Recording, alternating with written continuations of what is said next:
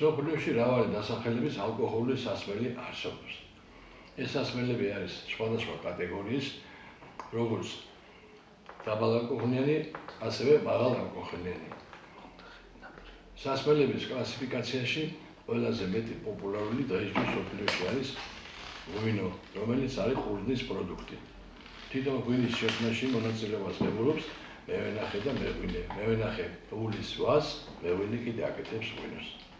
რაც შეეხება ღვინოს და მის ისტორიას, ეს არის საუკუნეებიდან მას შემდეგ, რაც კაცობრიობა პირველად მოაშინაურა ველური ვაზი და დაიწყო მისგან ღვინის გაკეთება, ეს იყო დაახლოებით 8-9000 წლის წინათ და ეს მოხდა საქართველოში.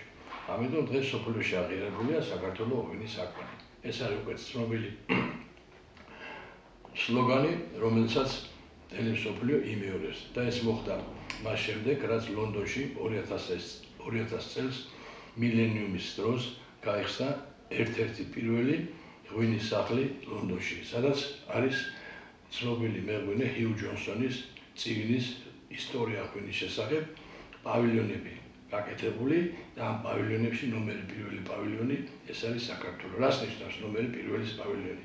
ესე იგი იწყება ცივილიზაცია ღვინის სამყაროში და თქვენ მიაბიჯებთ ამ დიდ დარბაზებში და შედიხართ პირველ პავილიონში, სადაც არის ყველაფერი ის, რაც საქართველოში იქნა მოპოვებული არქეოლოგიური გათხრები, წიბწები, სხვადასხვა სასმისები, ქვევრები და სხვადასხვა. პირველი უტყუარი დამადასტურებელი ეს არის წიბწა. წიბწის მიხედვით შეიძლება განისაზღვროს ასაკი, თუ რამდენი წლის არის ვაზი.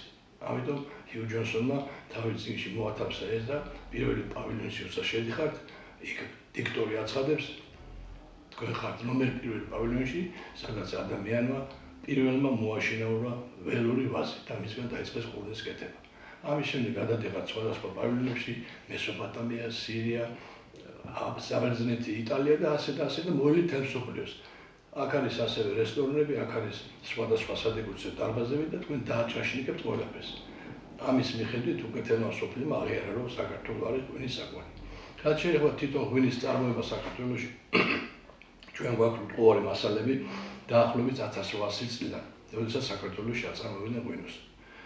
მაშინ ღვინოს არც სახელი ერქვა, არც კლასიფიკაცია იყო, უბრალოდ იყო ქართული ღვინო, ანუ კახური ღვინო. იმიტომ რომ ტექნოლოგია იყო მხოლოდ ერთი, ეს იყო ღვინო ყურძენი, რომელიც საწნახელში ფეხებით მუშავდებოდა, იქიდან გამოდენ მწვენი ჩადიოდა ქვევრში და შემდეგ ქვევრიდან ამოქონდათ ღვინო, რომელსაც მოიხმარდნენ დასავლეთით. ეს იყო კლასიკური კახური ტექნოლოგია და ყველა ეს მონაცემები არსებობს ისტორიულად, არსებობს დასაბუთებული არქეოლოგიურ მასალებში, რომ საქართველოში იყვნენ ძალიან ცნობილი მეღვინეები, რომლებიც აწარმოებდნენ ღვინოს და სახელი გაუთქვეს საქართველოს. დაახლოებით მე-19 საუკუნის დასაწყისიდან გვაქვს მასალები, სადაც იუწყებიან, რომ საქართველოს გაკეთებული ღვინოები ნელ-ნელა გადიოდა ევროპისა და რუსეთის ბაზარზე. მოიხსენებათ, 1800 წლიდან საქართველოს რუსეთის იმპერიაში შედიოდა, ამიტომ ყველა ჩამოსული მისიონერი, ეს იყო დიპლომატი, ინჟინერი, მეზღვაური, სტუდენტი, ხელოვანი თუ უბრალოდ მაღალი რანგის წარმომადგენელი, ყველა ცხოვრობდა იმ ღვინოებს, რომელსაც ისინი აჭაშნიკებდნენ საფრანგეთში, იტალიაში და სხვაგან. და ამიტომ საქართველოში არ იყო იმის საშუალება, რომ წარმოეჩინათ მაღალი ხარისხის ღვინოები, რადგანაც პრიმიტიული იყო დამუშავება, ვენახის მოვლა ისე დონეზე არ იყო როგორც ევროპაში და მას დაემატა ყველაზე დიდი ავადმყოფობები, რომელსაც ვაზი გააჩანა. აი ამ შემდეგ უკვე იწყება მისი აღდგენა. და ვინ ჩაუდგა მას სათავეში? ცნობილი ქართველი თავადიშვილები, რომლებსაც ჰქონდათ ამის საშუალება და იმის გამო, რომ 1918 წლამდე საქართველოში უნივერსიტეტი არ იყო, ესენი მიამგზავრებოდა სხვაგანაირად. ზაქარია ჯორჯაძე გაემგზავრა ავსტრიაში, სადაც დაამთავრა უმაღლესი სკოლა მეღვინეობის განხრით. ასევე ჩოლოყაშვილი, სოლომონი გაემგზავრა ავსტრიაში, ერმილე ნაკაშიძე გაემგზავრა პოლონეთში, დავით სარაჯიშვილი გერმანიასა და საფრანგეთში, მუხრან ბატონი გაემგზავრა საფრანგეთში. და ასე მრავალი სხვა, რომლებიც შემდეგ ჩამოდიოდნენ, ის ტექნოლოგიები ჩამოქონდათ და იწყებდნენ უკვე ცივილური მეთოდებით ღვინის წარმოებას, რახან უკვე ევროპაში და რუსეთის იმპერიაში, მათ შორის საქართველოში დიდი მოთხოვნა იყო. საერთოდ ღვინოების შედარებით ძვირი იყო, ამიტომ ქართული ვაზი და ქართული ღვინო ყოველთვის მოწონებით სარგებლობდა უცხოელების თვალში. ყველა უცხოელი, რომელიც კი საქართველოში ჩამოდიოდა სამუშაოდ, ეს იყო ღვინის ქარხნებში დაქირავებული მეღვინეები, რომელსაც ევროპული განათლება ჰქონდათ, მათ აგრეთვე მოყავდათ თავიანთი სპეციალისტები, კონიაკის სპეციალისტები, ლიქიორის სპეციალისტები, შამპანიის სპეციალისტები, რომლებიც შემდეგ აკეთებდნენ იმ სასმელებს, რომელსაც მიაწვდნენ, მაგრამ შეზღუდული რაოდენობით ასწავლდნენ ქართველებს. რახან თავიანთი მონოპოლია იყო. ფრანგი კონიაკის ასწავლიდა ტექნოლოგიას, ლიქიორის ტექნოლოგია შვეიცარიელებს მანქანა-იარაღები ჩამოჰქონდა და ასე და ასე.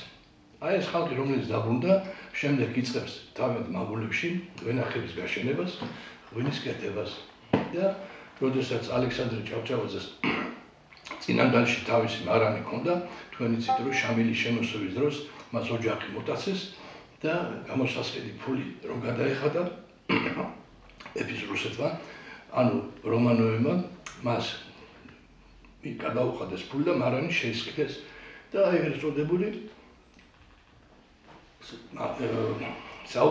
საიმპერატორო მამულების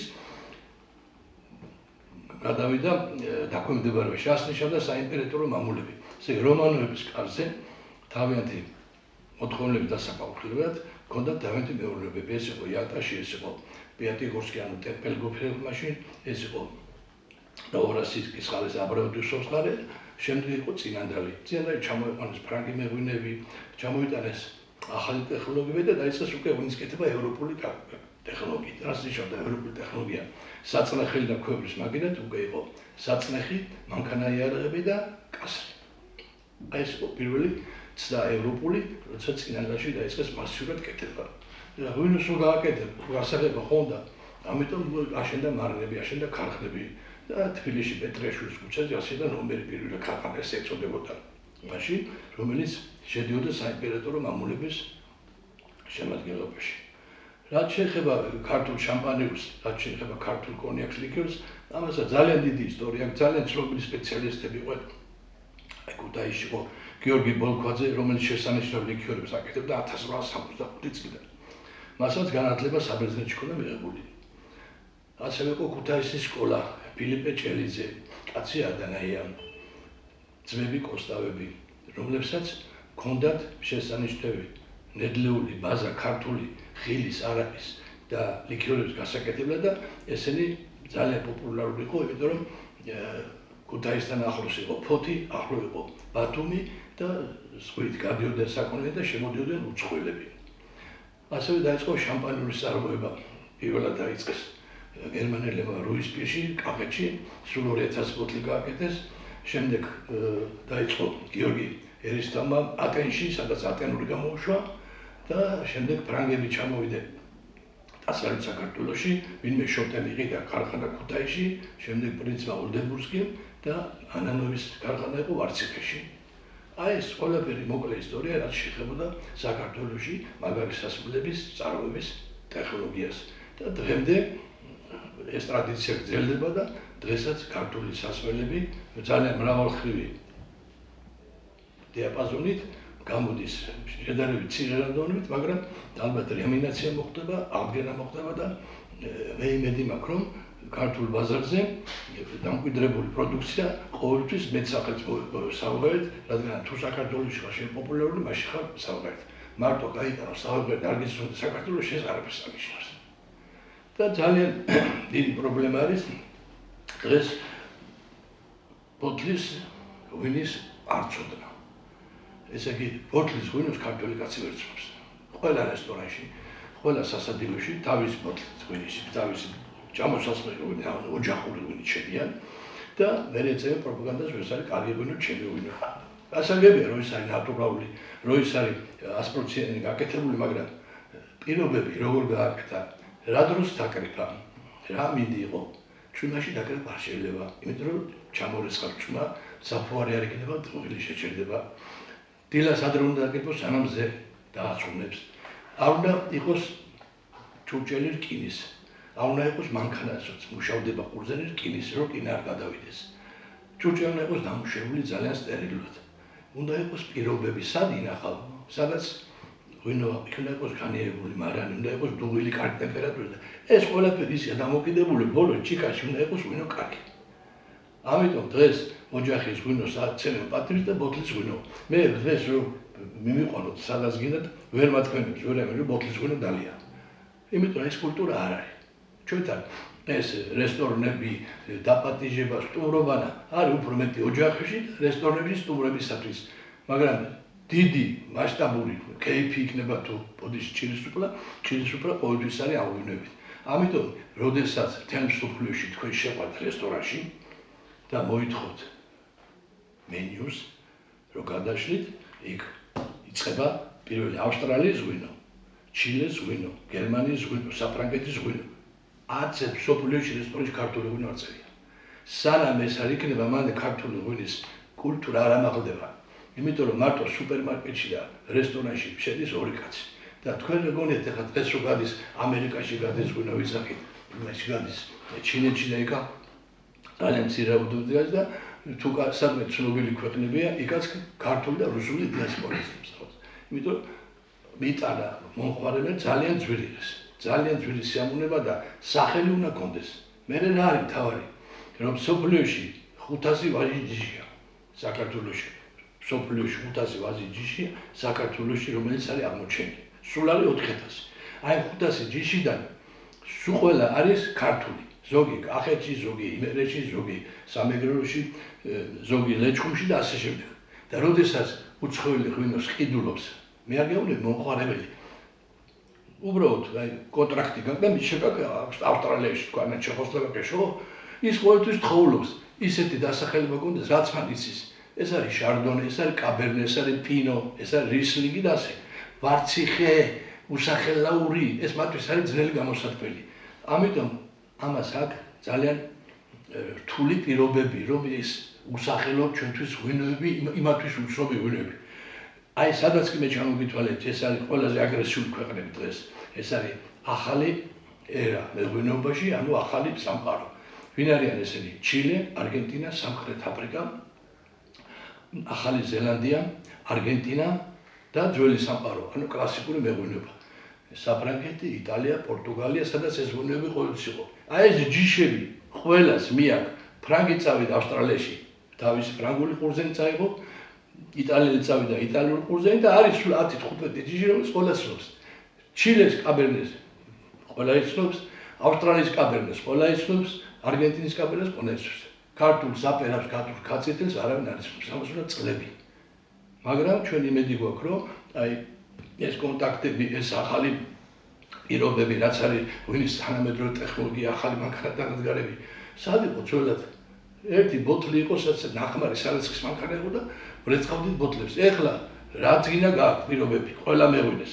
ახალი ბოთლი, ახალი ეტიკეტი, ახალი საწვევი, ახალი ბოთლის დიზაინი და თქვენი სახელი რაც გადააქვთ. პატრიგრი არ იყო, როდესაც ჩვენ ვასამდით საქართველოში არხებს, იყო მოსკოვის დაკვეთით. რუსკაია, სტალიჩნაია, მოსკოვსკაია, სიბირსკაია, იმბირნე, ვერ ჩამოასხამდი ქართულს. ქართულ დასახელებას. ვიწვალეთ ჩვენ ძალიან ბევრი და გავაკეთეთ არაყი ტარხუნა, რომელმაც ძალიან დიდი პოპულარობა მოიპოვა და 99 წლიდან არაყი იყიდებოდა ამერიკაში, სადაც 120.005 გაიყიდა 5 წლის განმავლობაში და მე როგორც ავტორი დავდიოდი ამერიკაში 15 შტატში და ვაკეთებდი ყველაფერს იმისთვის, რომ იმეწოდებინა ეს სასმელი რომ ესეთია. აი ასეთი კურიოზები ძალიან ბევრია. ამიტომ ძალიან სიფრთხილედ უნდა მოყრობა. მისი სუფრაზე მიტანა ღვინოს აქვს თავისი ეტიკეტი. ის კი არა ბოძროაკეთი. როგორ უნდა მიუტანო, რა ტემპერატურაზე, რომელ ჩიქაში უნდა დაასხა, რა დროს უნდა ისხა, ქალს რა უყვარს, კაცს რა უყვარს. ეს ყველაფერი არის დღეს მთელ მსოფლიოში აპრობირებული. ეხლა მოდაშია ტეკილა დავლი, ვერმუტი დავლი, ეს დავლი, არაფერი არ უნდა დავლი, უნდა იცოდე ნორმა. დაიწყე ღვინი, დაამთავრე ღვინით. დაიწყე ვისკი, დაამთავრე ვისკით. როცა სუფრაზე ორი ახალგაზრდა ბიჭი და ორი ახალგაზრდა გოგო ზის, გოგოები ზიან, ეს ბიჭები დარბიან, იქ სუფრაზე დალევს ვისკის, მე დალევს ტეკილას, მე დალევს ბორჯომს, მე დალევს და თავჯაყობს აცრეში ბოლოს. გოგოები უფრო მეტი მომთმენები არიან.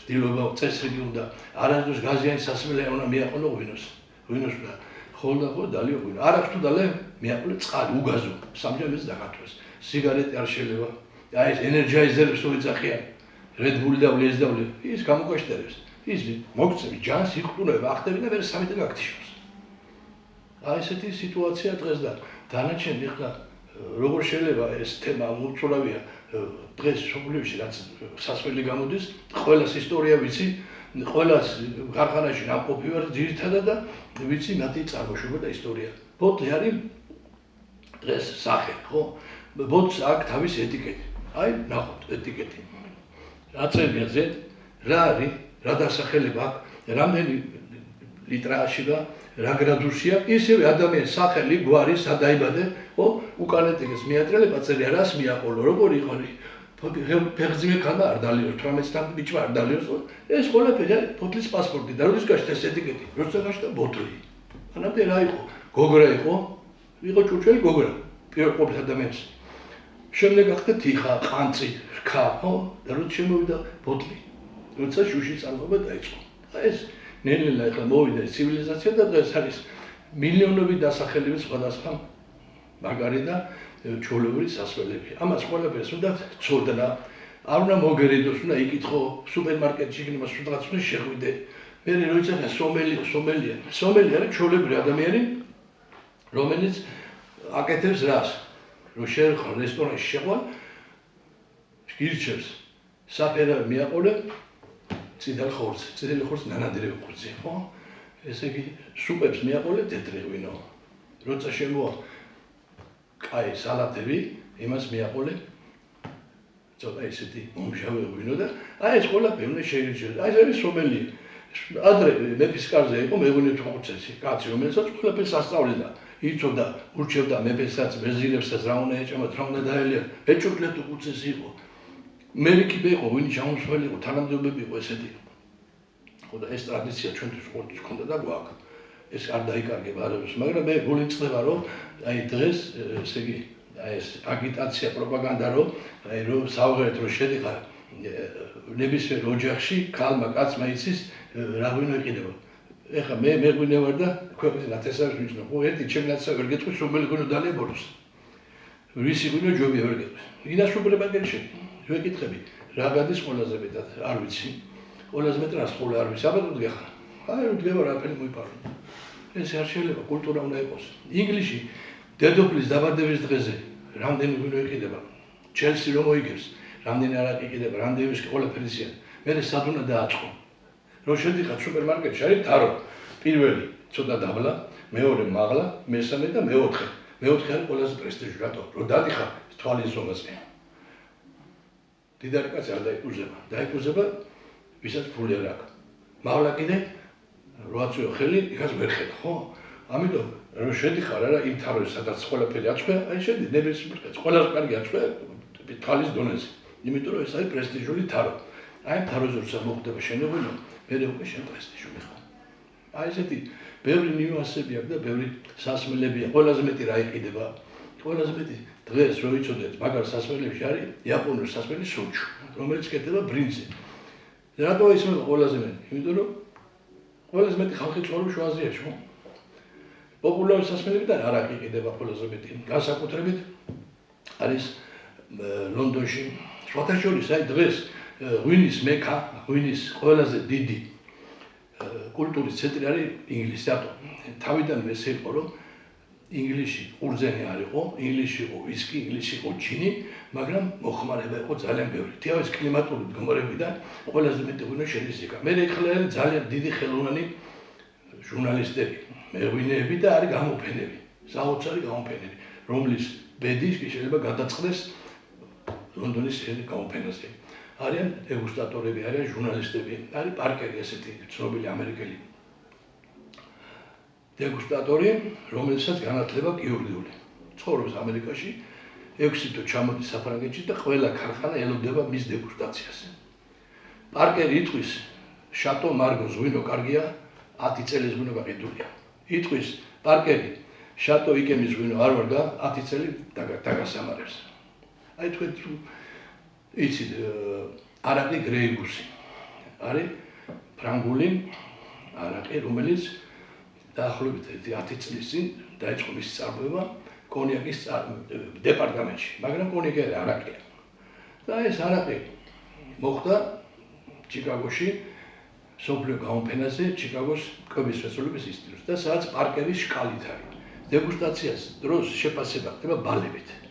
ესე გამჭვირვალობას ამდენი აქვს და ბალი გემოს ამდენი აქვს, სუნელს ამდენი აქვს და საბოლოოდ დგება. არის 10 ბალიანი შკალა მაქსიმუმი, 20 ბალიანი და პარკერმა გაკეთა 100 შკალიანი. აი ამ სკალაში მიიღო 96 ბალი გრიგუსმა. იმის მერე ეს $2 სასმისი გახდა $100 და დღეს კიდევ 20 მილიონი. ასევე ინგლისში არის ასეთი ცნობილი ჟურნალი Dreams International, ანუ საერთაშორისო სასმელები, სადაც არის კლუბი მილიონერთა. ის კი არა ფული გაქვს მილიონი. რამდენ მილიონ ხუთს კიდე რომელიმე სასმელს. ერთ-ერთი სასმელი თქვა მარტელი კონიაკი იდევა 3 მილიონი. ის მილიონერთა კლუბის წევრია. ასევე არაყი სმირნოვი აბსოლუტი ცნობილი ვისკები, კონიაკები და აი ეს მილიონერთა კლუბში გაწევრიანება ძალიან ბევრს ნიშნავს. რომ დაიწყო თავიდან იყო 10 კომპანია, დღეს არის 170.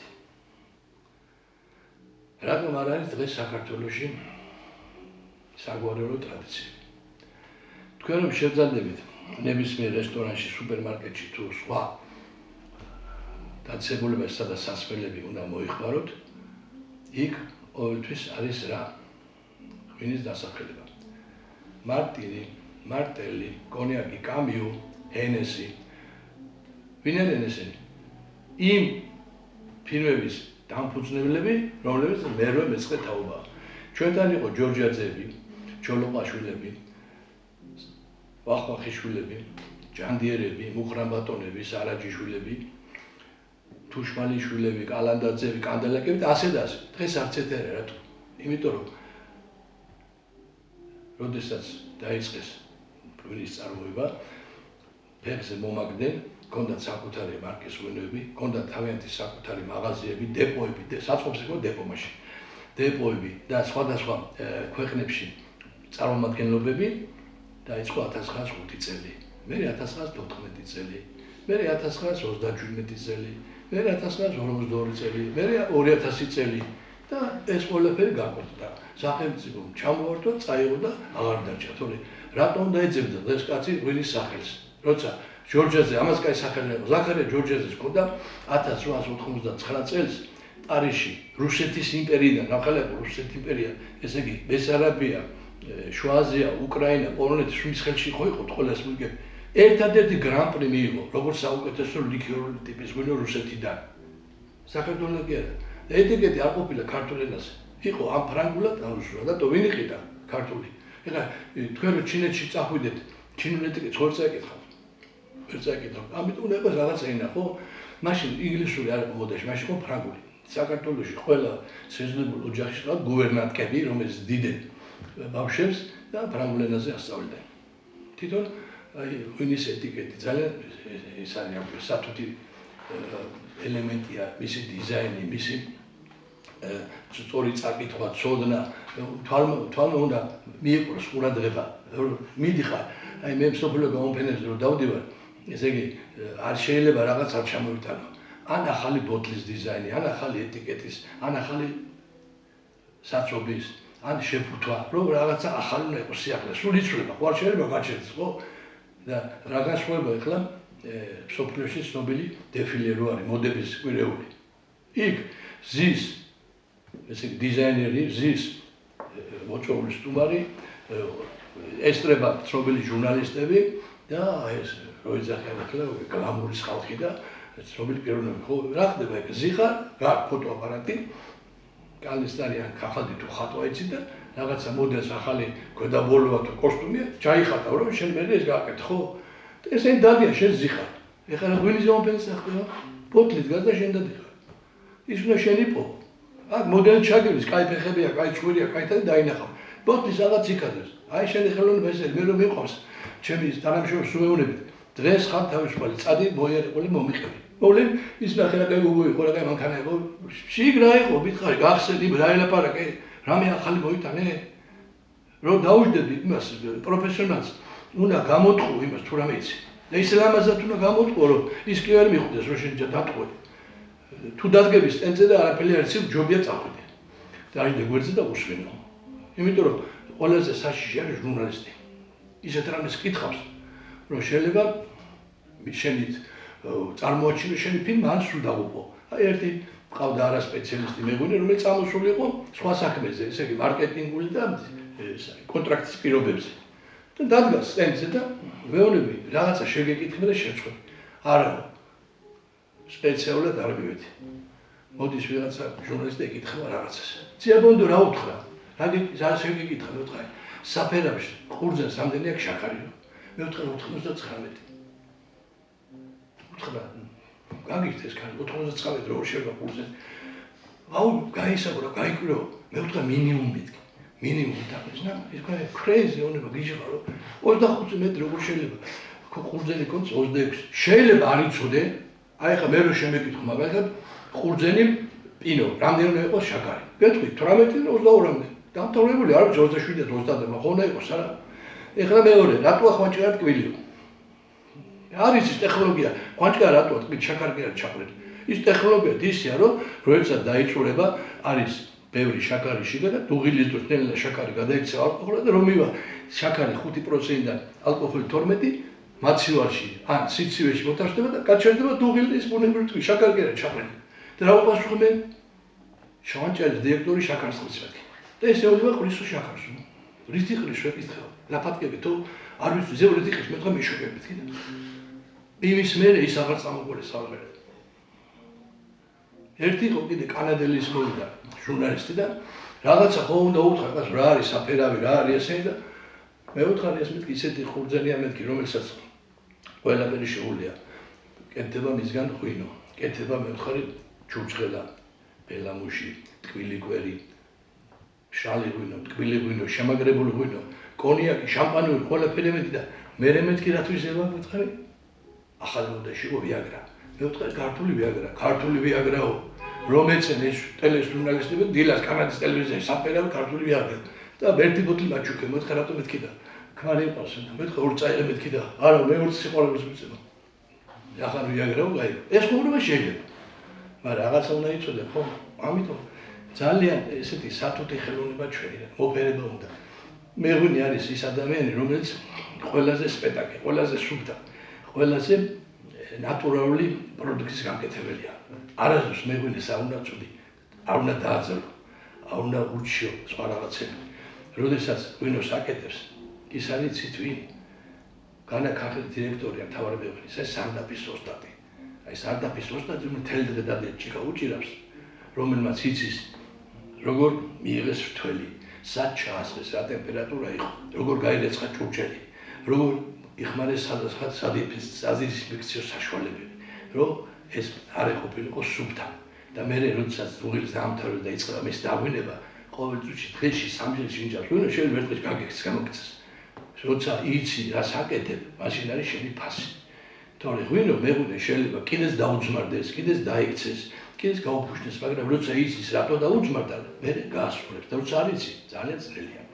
მეღვინე მარტო არ არის, იმას ყავს თავისი გუნდი, იქ არის ლაბორატორია, იქ არის თავისი მუშები, იქ არის თანამშრომლები, ვისთანაც ერთად ის დეგუსტაციას ატარებს, შინჯავს, ქიმიურადაც, ფიზიკურადაც, ენა. დღეს ღვინო არის ისეთი პროდუქტი, რომელსაც თავისი დაჭაშნიკების წესი აქვს. როდესაც ჭიგას კაცი ხელს მოკიდა, მე შევათხო მეღვინეა თუ არა. როცა ბოძ დაასხამს, გეტყვი მეღვინეა თუ არა. იმიტომ რომ ღვინის მოკიდებას, თავის აწევას, გახედვას თავის წესი აქვს. ბოძ ასე უნდა დაასხეს, უნდა ჩოლერ მოხსნა საწოდი, მე დადოე საწოდი უსუნო აქ ვარ გარეშე სულ, იმიტომ საწოდი შეიძლება გაფუჭდეს, დაობდეს. დიდი ხნის თუ არ ღვინო. მე უნდა მოკიდო ხელი ისო დაასალამაზად, იმდენი რომ ღვინო დაატრიალო, შემდეგ უსუნო, თვალთან გახედო, გემოზე ვიტან თუ კარგია, დალი თუ არ მოგწონს, ვინ გაძალებს? ძალად არ ვიყავ დალი. მე როდესაც სუფრაზე ვზივარ, თუ ღვინო მომწონს, ამას არ ვიყავ. თუ არ მომწონს, კუჭი მდგება ვიტყვი სუფრად რომ მომიტანე არაყი. რატო? ესე იგი არ მოიტანა, აი ღვინო, ეს ცუდი ცვისება ძალიან. ნებისმიერ ქართულ სუმრაზე დღეს არ მიაგდეს პამიდორი, არ მიაგდეს ინდაური, არ მიაგდეს გოჭი, არ მიაგდეს საცივი, არ მიაგდეს სამყოფილი, სოკო, 7 წვადი და ღვინოს ბოლოს ეძებენ. მოიტანენ ღვინოს, ჯობი არ მოიტანა. პატი უნდა შენ თავს. ღვინო არის ის პროდუქტი, რომელთაც ადამიანის დაბადებელი ლოცვა და მისი გაცილებაც ღვინით მიდის. ამიტომ ეს პროფესია არის ყოველთვის სადაყოლებელი, ყოველთვის არის მაღალ დონეზე და მე ყოველთვის ვიზახი რომ მეღვინეობა ეს არის ხელოვნება და არა ჩვეულებრივი ხელობა. როდესაც კაცი მეღვინე ხელოვანია, ის აკეთებს არღვინოს და ის ყოველთვის ცდილობს კარგი გააკეთოს, მას ხელი შეუწყო. ჩვენი ბაზარი დღეს ისეთი გაჯერებულია იმდენი სრუდა ისეთი ვაიღვინოებით და აზრობებზე ბუდკებს რო ეძახიან და პატარა დახლებს იქ მე ხანდახან მეწოდება ადამიანი დგას 100 გრამი ჭაჭის ფული არ აქვს 10 კაპიკი აქვს ან 20 თეთრი და უნდა რომ დალიოს არ აქვს სხვა და იმას რომ დალებს რას დააყოლებს ისიც აი თევზი კაფშია ხამსა ის 4-ად გაჭრილი და მანდარის ლებანი 3-ად გაჭრილი თორე უსულებს აბა რატო არ აქვს სხვა საშუალება ის არ უნდა დაჭერო იმას არ აქვს სხვა საშუალება ამიტომ ყველას თავისი ჯიბის მიხედვით აქვს მე ერთი შემთხვევა ჰქონდა უნივერსიტეტის პირდაპირ პატარა ესეთი ის არის კიოსკი და დევს არაყი აწერია 2 ლარი სახელს არ ვიტყვი რა საქმეა მოხუც კაცი ერთი მეოთხე რაღის მეთქი არაყიდან 2 ლარი ნუ ამიკვირდა 2 ლარი არაყი როგორ შეიძლება ღირდეს მეოთხე რა ამბავია შეკაიკაცო ჩვილი ამ ხელა კაცი ხარ 5 დაგიკლებ აი დამიკელი მეთქი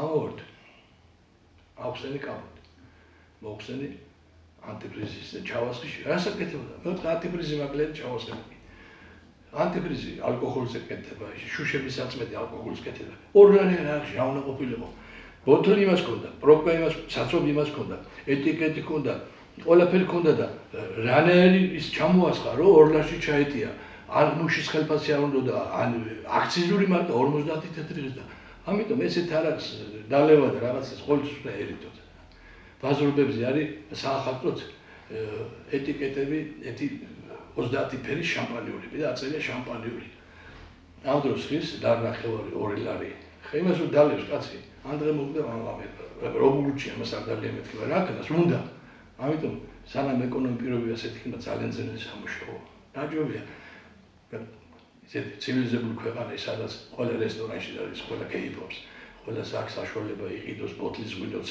შამპანიურის ლიქიორის არაყის ეს ფუფუნების საგნებია და ამიტომ ჩვენ ჯერ მაგპირობებში არ ვარ და ჩვენ კიდე მეღვინეებს იმით რომ ყველაფერი კაი გავაკეთო და ქართულ მომხმარებელს ყოველთვის ქონდეს თავისი საყვარელი ღვინო და ადამიანს უნდა იცოდეს რა უყვარს მას და რა უნდა დალიოს ვიზა შეწონილია დღეში 2-3 ჭიქა ღვინო დალიოთ სუფრაზე ეს არის მარგებელი მაგრამ ნუ გადაყვეთ ზედმეტობაში და არასდროს არ უნდა იყოს ის რომ თეთრია თუ წითელია და რას ამივაყოლო როგორ შეიძლება და ეს ადამიანს სადილე კონდეს და ის ეტიკეტს წაიკითხოს ეს რომ მეაყოლე მარტო გოჭრანი დავს რა მაზე არ წავა ქათამზე ამიტომ გემოვნება შენ თქო უნდა გამოიმუშაო ყველაფერს თავისი ისა აქვს წესი და ადათი აქვს ამას არ უნდა დავარღვიოთ აი მას ქვია ღვინის მოხმარების ეტიკეტი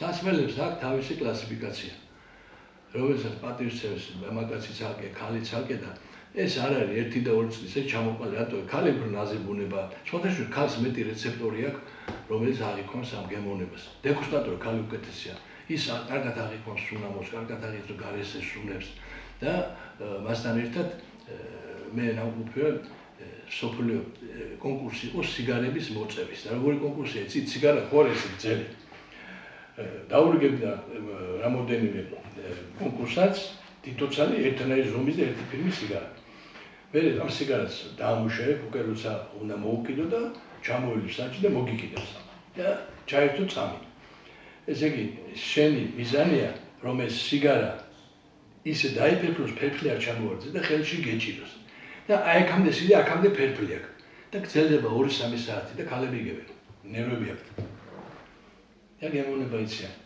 აი საინტერესო ქალებს დაუყვარს ესე ქალებს უყვარს ყოველთვის უფრო მეტი პიკანტური, უფრო მოტკბო, უფრო ნაზი, ღვინოები, ლიქიორები, კოქტეილები, აი ძალიან კარგია ვერმუტის ლიქიორი ტიპის სადესერტო ღვინოები.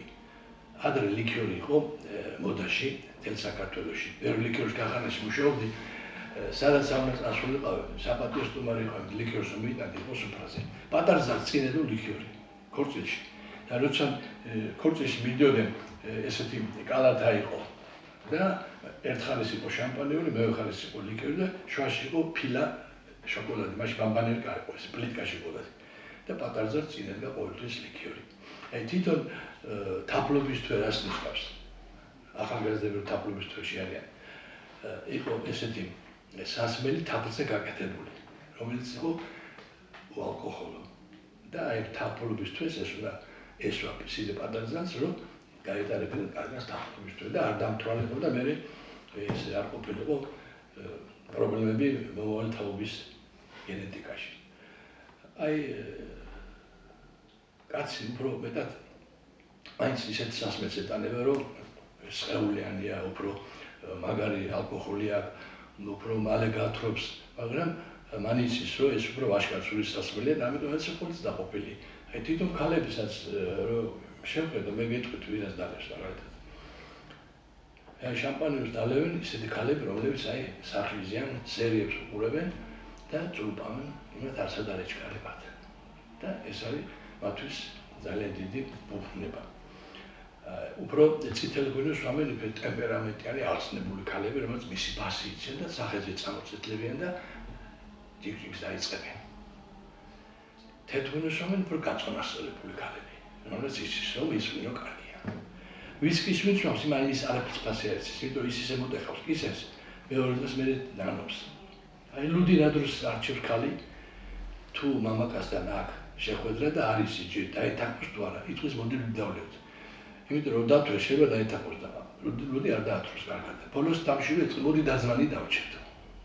არ აქვს მიცვამს ის ქალი, რომელსაც ყველაფერი დაკარგული აქვს, ვერაც გათხოვდა, ვერც ვერაფერი და მისი არის ერთადერთი რომ დაარტყას, კარგად იყოს და კაი ხასიათზე უკუშებოდა სამცხოვრებას. ალკოჰოლის სასმელებს ლიმონადს ამას მიშოვენ, ვინც უკვე გაიარეს პროცესი, აღარც ღვინო უნდა, აღარც ლიქიორი, არაფერი აღარ უნდა და ყველაფერი ეს მობეზრებული აქვს და მარტო დაждდეს და ნელ-ნელა დალევს ალკოჰოლს და სხვას უყუროს, რომ ისეც მის დღეში არ გახდეს როგორც ის იყო ადამიანის ველი. მამაკაცებში არის სასმელების ესეთი კლასიფიკაცია. შამპანიური ეს არის საზეიმო რიტუალური სასმელი. ხო ესეა? არასდროს შამპანიურს არ დალევენ არცერთ სუფრაზე. ან ვიღაცა დაიბადა, ან რაღაცა საზეიმია, ან კონტრაქტს ხელი მოეწერა, ან ფორმულა 1 მოიგე და უნდა დაგვანონ შამპანიურს. ამიტომ მას ქვია რიტუალური საზეიმო. ვისკი არის დიპლომატიური სასმელი. იმიტომ რომ მამაკაცი ლონდონში 6-დან 7 საათამდე საში რომ მოვა და სოლს ეტყვის, რომ მივიდივარ ვისკის პაბში, ის გაუშვებს. იმიტომ რომ ის ვისკის ხალთან არ წავა, ვისკის ალუღალატარს. ამიტომ ის 1 საათი ისინი ზიანიკა და ჭორაობენ ფეხბურთზე, სიგარებზე და სხვადასხვა იმაზე. ამიტომ ის უფრო დემოკრატიული სასმელია. კონიაკი არისტოკრატების სასმელია. კონიაკს არ სვამენ, კონიაკს ეფერებია. კონიაკს თავისი მოხმარების წესია. ის უნდა შეათბო, დაყნოსო, უნდა გასიამოვნოს, ისეთი სულელი უნდა წამოვიდეს, რომ დალევაც არ მოგინდეს. აი კონიაკს მე შეიძლება ხალხს უთხრა როგორც კრისტიან დიორი წაეშმეთი. ისეთი არომატი აქვს. რატო? იმიტომ რომ ეს 20-25 წელი კაცში იყო იმათ თელი არომატული გამა მიიღო. ამიტომ კონიაკს უნდა დააყოლოთ რა? კონიაკ ხო შეწირება? კოგნიაკ. ზე ინგლისური სი. კიდე რა ეწოდება ეს ინგლისური სი? კავა, სიგარა, შოკოლადი. ესე იგი რა? კონიაკი, სიგარა, შოკოლადი და ყავა. ამიტომ კონიაკზე არ ქეიფობენ. კონიაკზე ერთობია.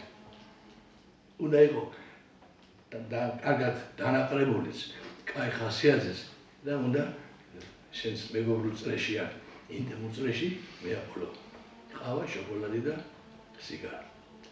რაც შეეხება აქეთ ამხარეს მამაკაცებს რა უნდა ურჩიოთ? რომ ქალებს სიმპათიის დილობით მოიქცნენ, ნუ აჩქარდებიან, ნუ აცერცეტებიან, ყველაფერს ნუ გაშინჯავენ. ერთ დღეს ძალიან ნორმალურად მოიქცენ ისე, რომ რო ადგებიან სუფრაზე, კიდე მეორე სუფრაზე მისვლა შეეძლოს. ძალიან შვიდ ნატურალური ქართული ღვინო ჩემი არის ის თხოვნა. რომ არ მასკნათ სუფრას ნუ გახდით შოუთ. სუფრა არის სუფრა.